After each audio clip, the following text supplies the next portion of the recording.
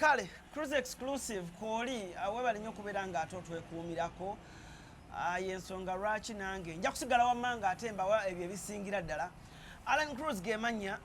Mr. Handsome mujja kunsonyiwamuko ekifuba kinnuma alumamuko naye nja kuba ng'ate entereera nyongera okutumira ku famire yange eri e London awo hajati ya Sophie nkutumiddeko nnyo hajati wange then Sophie nansubuga nawe nkutumiddeko nnyo kansubire muri bulungi nnyo ddala. Layton Namubiru Priscilla Kalibala mwenna muri bulungi nnyo. Omusajja wange Rashid okuva wali mu America Kentucky nawe nkutumiddeko nnyo wamu n'omukyala naye nga sheonaku olwaleero siri musanyufu okutwaliza awamu ebigambo byogerwa n'ebintu ebigenda nga bitambula ebimu bituufu ebimu si bituufu naye nzize mu kooti gye bayita kooti y'abantu. When Brisher came back nze omu ku bamukwatako ne tukola bye tukoze business ne tugamba ejja kubeerawo bla bla biki bingi nnyo ne tubikola oluyimba twakola lumu but then mu makkati awo ne tufunamu ndowooza obutakkaanya mwenyini ajja byeyogerera kuba naye mwenyini akkiriza nti yakolamu ensobi then ne mugamba you know what me am your big bro osobola okugira ng'okola awo woyagadde nga nkuyamba so ensonga ne zitanaŋŋamba kale n'afunayo akaawo ne manager awo manager oyo ne batandika okukola emirimu kyesimanyi oba gigenze bulungi ebbanga ettono lyesibaddeewo ebifaananyi ebyatambudde ku internet nga bagamba omwana ono ali bubi what happened to this girl ki ekyamutuukako byonna agenda kuba abinnyumiza nange wesibadde mbadde nasigala mulaba ku TikTok nga mulaba ku Facebook n'oluusi bwankubira essimu naŋŋamba manager Alan ki ekiriwo naye amugaa ki ekiriwo nawonaku olwaleero bw'akomyewo n'agamba Alan amazima ddala nkubuulire gwe taata wantandika ebintu nga ndaba bikola naye olunaku olwaleero nkomyewo neetonde n'okwetondera abantu. Brisher sooka obuze ku bantu kuba nange siri musanyufu nali nkoze brandi nga manyi brandi yange nange omufunye omuyimbi wange nonjiwa so sooka obuze ku bantu n'oluvannyuma tutandike nange nkwokye bwokya nga ate afresh nkubuuze gy'obadde buuza ku bantu mjebaleko bannyabo ne bassebo abali ku cruise exclusive manya nze Brisher Kash the crowd kadama mumanye sagala bagamba bingi kuba kyamayi temuli basanyufu naye nga kansula mukama abankuumidde bulungi era mwebale kwekuumirako mukama wange ku sound kwetuli bulungi natusonyiwamuko sound abadde ajja kubeera nga ate ataaganyizibwa emmotoka ezitambula n'ezidduka naye kale tutandikirano Brisher abantu si basanyufu ekisooka olw'engeri gye weeyisaamu abantu si basanyufu weeyisa ng'omulenzi bino mbigamba kuba bamanyize nyinza obigamba nange kambigambe nga balaba era nga bakola ki nga bawulira bagamba weeyisa ng'omulenzi teweeyisa nga bawala watandise okuyiga omuze gw'okweyambula weemolamola n'abalenzi okitegedde abantu bagamba akafaananyi akatambudde nti oli bubi mugenda kufa abala bagamba kwata ekkubo odde ebulaaya odde mu kiyumba abala bagamba Brisher yagudde abala bagamba Brisher yakola ki Alan Cruz ki ekyatuukawo tutandikire awo abantu obaddemu ebibuuzo ebyo kyeweerabidde nze kyengenda okubuuza anda mu bulamu wawe wakolera ensobi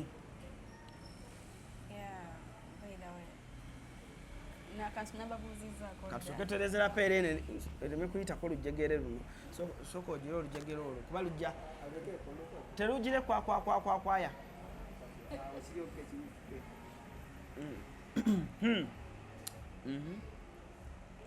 simanyi na wakutandikira kuba ebyokunnyonnyola abantu bingi muko naye nga ekyokuba nga mbadde sikyakola ne Alan Cruz byali kaŋŋambe buteebereramu ekigambo kyekiyinza obbigatta nawuliriza nnyo ebigambo by'abantu amanyi omuntu aba atandise okubako kyakola bantu bangi abajja gyali era abamu mu abo si buli omu bagenda muwa advice nungi kati bw'osangibwa nga omutima gwo nagwo mwangu nnyo okutwalirayo oyinza okakana ng'okoze ensobisonze mu bantu abajja gyendi bangi abajja baŋŋamba bingi Cruz akozesa kukuza YouTube channel ye content mwandibadde musharinga content nga at least waba tamukwadde nga tanateekamu kologozi ze ng'osobola omuteekayo ku ewuwo kale baŋŋamba bingi kuba kyemanyi Cruz nakusingako voice notes nga ndikaaba nga ndaba nange binsusseeko ate we nakusindikira nendaba ate nga tozifudde nako maybe oba wali busy mutima neŋŋamba ekitegeeza bye baŋŋamba bituufu so kaŋŋambe nawuliriza nnyo ebigambo by'abantu neneerabira ennaku yange kyekyo kimanya ekyenjabukanya Alan Cruz nemba nga ne bw'aba nkubidde essimu ndaba oba kati oba agenda kuŋŋamba ki nawuliriza nnyo ebigambo by'abantu era nga mu ekyo Alan Cruz nsaba onsonyiwe taata oba nfukamire kuba kyemanyi gwe tobyagala naye nga nsaba onsonyiwe Bambi nakola ensobi neneerabira byonna byonkoledde natuka ekiseera yes nakomawo nkoze ku linnya nga era abantu bamumanyi biki naye nga Cruz yannyamba kinene andaze abantu bangi kuba amazima gali nti Spice maybe yali alaba ebintu byange era nga abimunyumira naye ate wemba naliwekomawo Uganda nali sirina access emutuukako mboba biki era Cruz ye yanfunira bagambe ne John Black yatukubira essimu John Black yakuba essimu nenjogera naye naye era gonna maanyi ga Cruz so ebyo byonna nabyerabira olwokuba abantu baŋŋambye kitegeera olwokuba abantu baŋŋambye ate sirina kyenfunye kaŋŋambe mbu havinzeemu faani naye sinza abadde ahavinga faani kuba nze ntuuse n'okukola ebintu nga suubira mbu nja bikola so I don't know simanyi oba onansonyiwa Cruz anyway abantu bandyagadde okumanya gwe Brisher gwe kikyoyagala nze gwe oyagala Brisher mu branding otya erinnya Brisher lino oyagala di branding otya njagala Brisher kumu branding ng'omuntu ali inspirational sigamba mbu oli inspirational eri buli omu akulaba njagala mbeera inspirational eri abaana abamu kaŋŋambe n'abantu abakulu naye nga okusinga ddala abaana naddala abo abagenda ebweru eyo mbagambe nti kino kisoboka kuba batwogerera bingi era nga balowooza maybe fe abagenda ebweru babumanyi abaana abakola mu buyumba kati njagala mu brandinga nga mbalaga nti we can be tulina okubako tulina kyetusobola okukola nga ensi tetegedde ate nga egenda tutegeera oleme kubeera eyo kwenakuwalira mu kiyumba mbu bakwogerako biki omanye nti you can be mu kiyumba si gyogenda okufiira then njagala mu brandinga nga omuyimbi cause bwemba nnyimbe kyemanyi nsobola era nkifiiringa kuba it's my dream era nga mba nfulumiza oluyimba kyemanyi comments abantu bagamba yes so njagala mu brandinga nga bwekweyambula kuno ketwalaba ebifaananyi byewakubyanga muli ku swimming pool weyambudde oluusi ositamya banne bagamba tubale tumanyi ono mwana muto naye ate ebintu byakolanga actually I got a call from manager Roger, manager of Spice Diana. Nangamba owaaye ebifaananyi bino byendaba ono omwana bye yatadde ali ku kiki ekigendererwa. What was your aim mu kwekubya ebyo ebifaananyi osibye dreads abantu bulijjo bakwagala bamanyi akaana kali innocent kugamba branding yo kigendera ki ekyali mu kikola ekyo ebifaananyi ebyo tewali yankaka biteekayo cause nabiteekayo nze nga nze naye natwe ekiseera nenejjusa cause nakikola yesinga nyumirwa kaŋŋambe mu ebyo ebiseera ng'abantu baŋŋambye neetaaga ogendako mu rehab okay bintu bingi byenkoze nga ninga nsinza aliko cause mpise mu bintu bingi ala ne cruise watabadde bingi mpise mu bintu bingi natuka ekiseera nenekyawa ng'ate abantu abanneetoolodde nga kiki ekikwekyayo wala okusigenda kulimba lwe natuka akaseera nga ndaba siina lugendo natuka ekiseera omutima nensikani nga ndaba siina lugendo nga kuba nali njizeko ne media nga sikyapostinga nga ndaba ne media abantu kansooke mbireke nga siina lugendo nendyoka ngenda ku TikTok, Facebook nali ngifiisiza kati abantu benasanga ku TikTok ate bo baali bakyakaze nnyo okay nanyumiddwa kampani yaabwe naddala oyo omuvubuka sigenda muyita muvubuka Jack nanyumirwa nnyo kampani ye kuba yatuusa n'ekiseera abantu ne balowooza mbu tweyagala yagamba mweyagala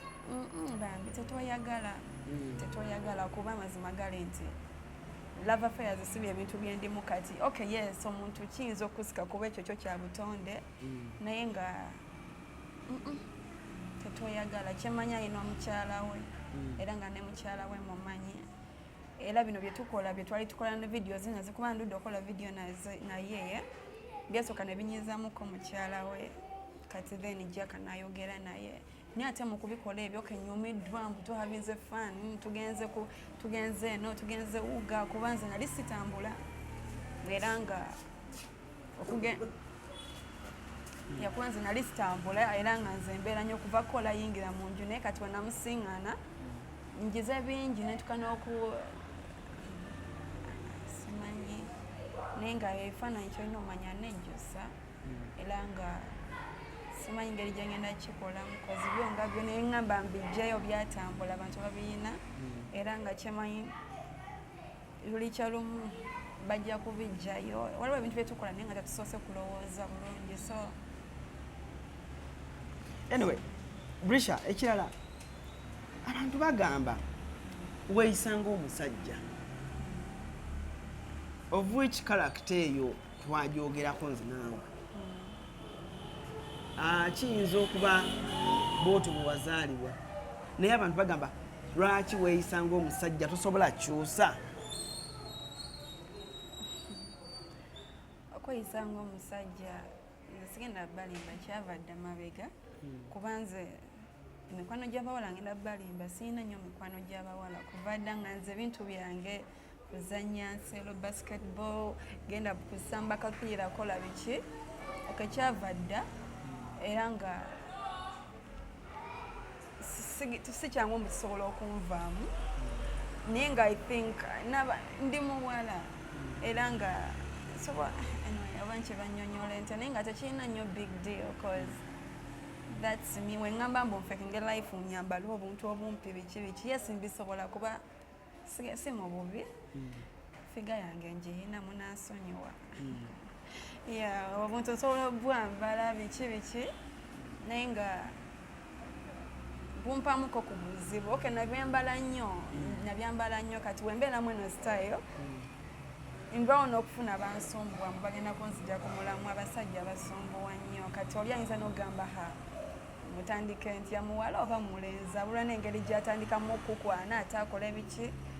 naye nga I think I can change though kijja kumbeereramuko kizibu naye nga I can change cause engoye z'abawala nzambala cause ndi muwala era nziyina so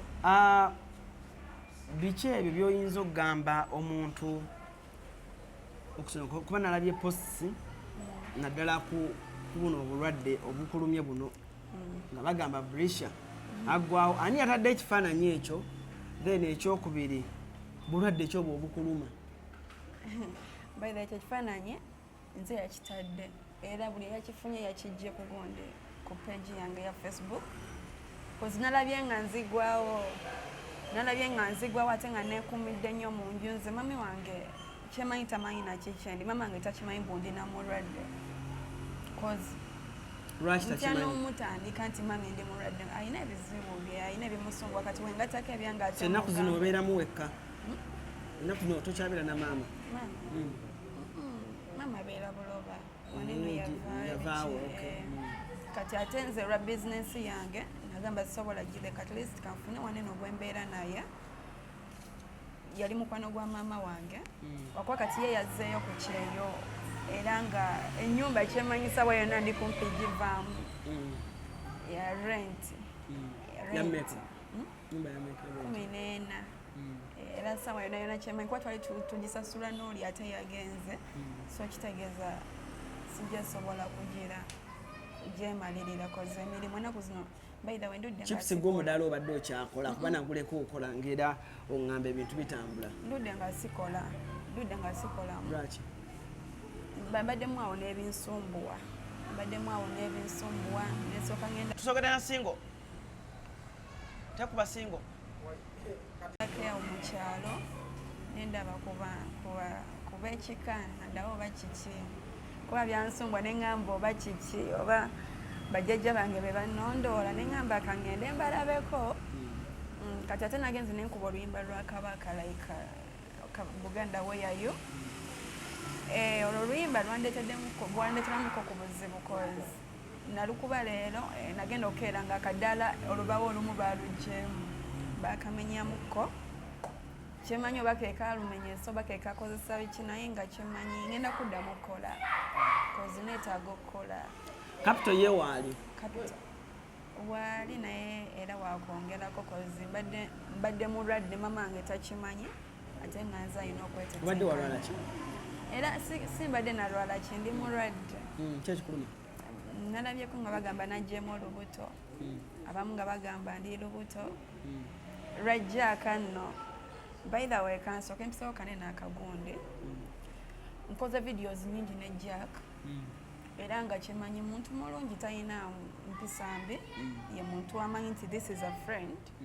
naye ekintu kyovaayo n'alaganya public mbu tuli ba lovers nze at first nagamba it's fine kuba omuntu aba ayina obeera n'omuntu itsoka oba oyogera naye ndabye nga kiina kyekinzitira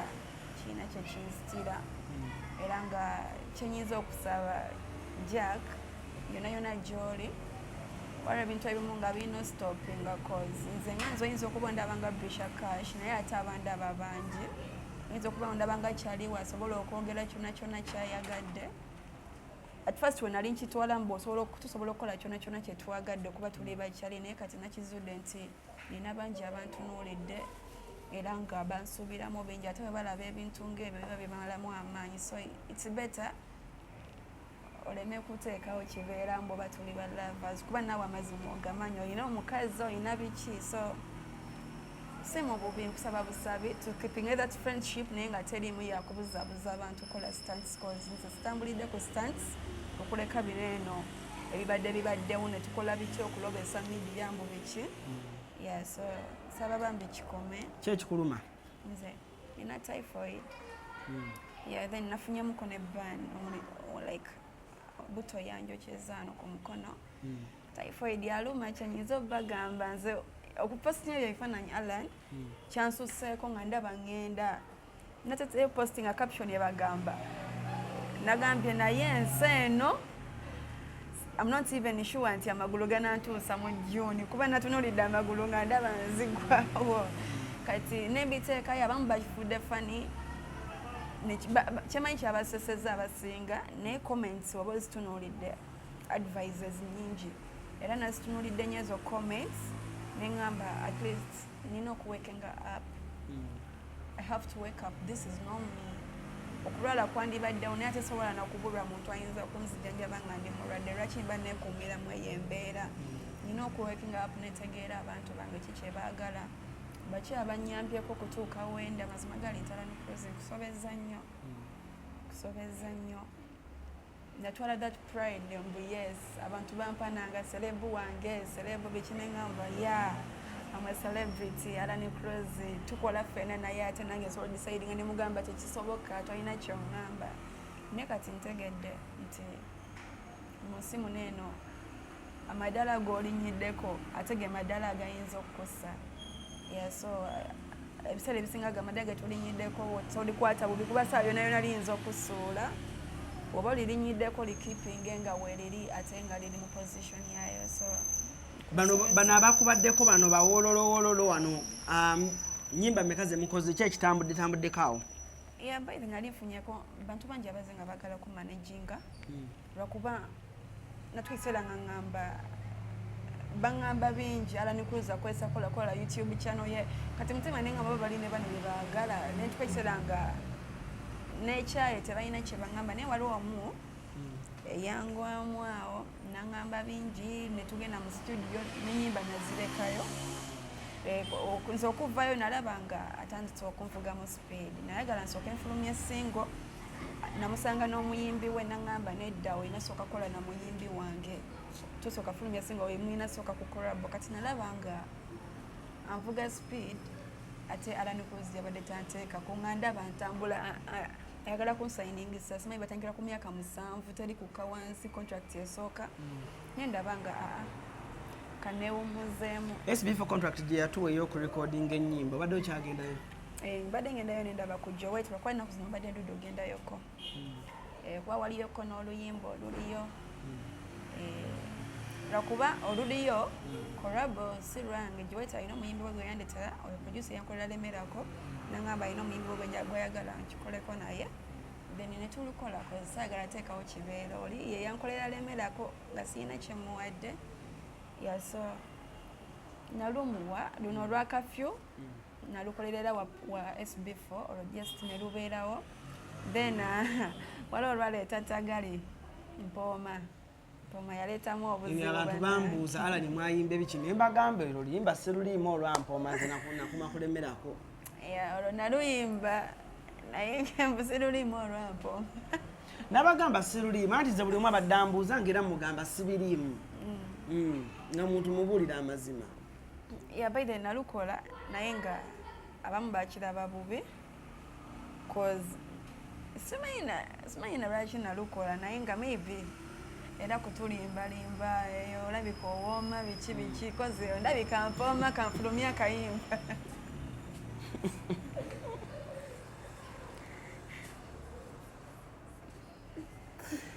naye n'omwana Brisher pozi batugamba olina emyaka emeka?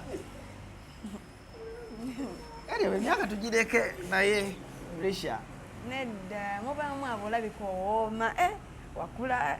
neŋŋamba ndabika mpooma kanfulumya oluyimba nze neneewaana yadde baŋŋambako bugambi neneewaanirawo mwaka kaseera so abamu but did you realize ekiyimba kibi tekinyuma tekisaana mu bantu lubi cause nze naluyimba nga ndikweyogerako saafa nayo mboba bamenya bagenda oluwuliriza lubi era nga nalugjayo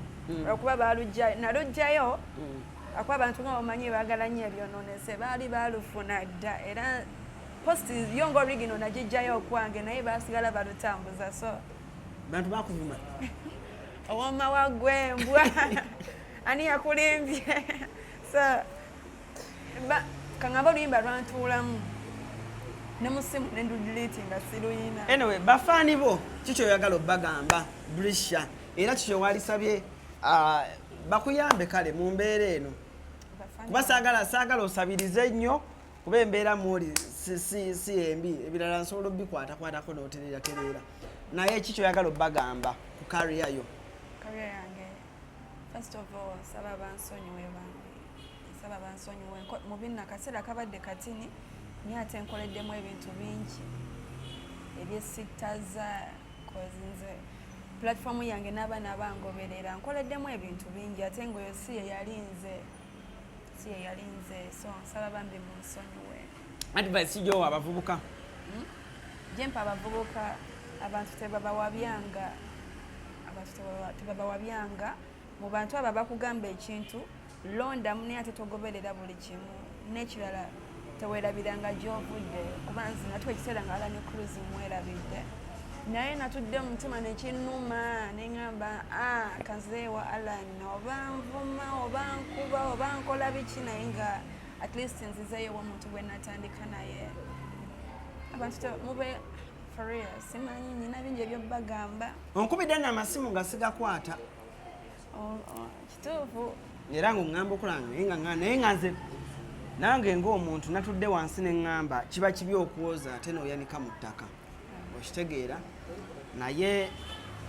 nange ng'omuntu am giving you a second chance Bambi ne bafanzi bange nsaba muke second chance tujja kuddamu tukole tuddemu tukole music omulungi emusic byebyo byasimanyi oli sweetness simanyi biki nze sigenda bikola and kakasa abantu luleeri nali kugamba otambulira ku mateeka gange gwe ne weewaggula by the newaggula kubona nti ekisera nga ndaba ondiko nnyo nga ndaba onnemesa n'eddiiru zange anti eri bakuwa kaddiiru eno bakuwa kaddiiru nga ngamba kati ngenda otya ku stage nenjikuba nga sigambye ala nikuluza nfiisa kati ate biki kibaamu so agenda ku stage nga sigambye naye luleeri ng'ogamba ng'olaba ofiirwa talina kyaŋŋamba genda mugamba ogenda kukolera baani ogenda kukola biki ate biki bali okay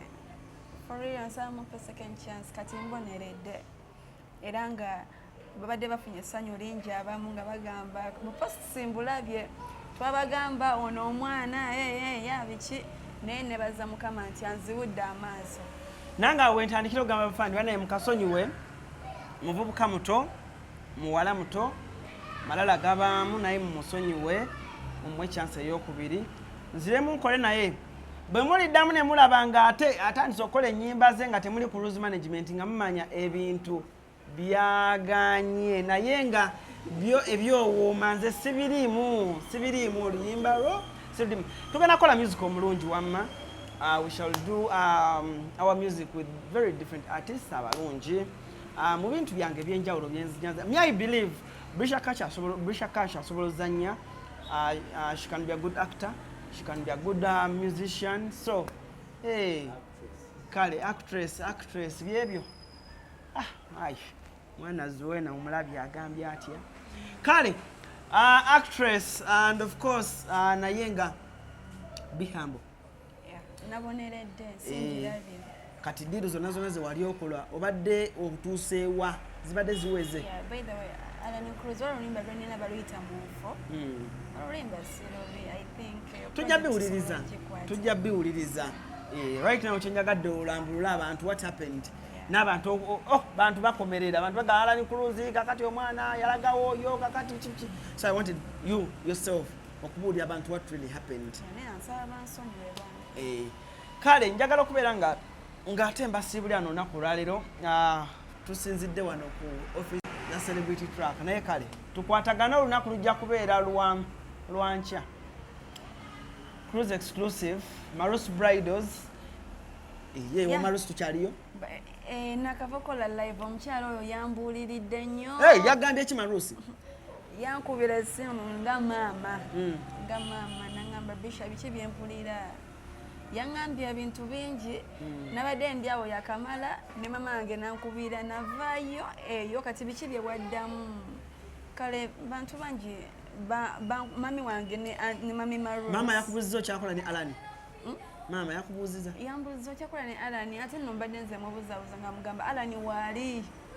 tukolera ddala naye nambuuza Alan natakuba na simu mbooba biki natagira biki nataŋŋambako mbo ki ekyaliwo ngaze mukuba munkanya mugamba mama kuba ebyo n'ebisinga ku cruise exclusive omwana anyumirwa nnyo vaayo njagala okubeera nga ate mpozi kashafe y'olunaku olwaleero naye musibe bulungi mweraba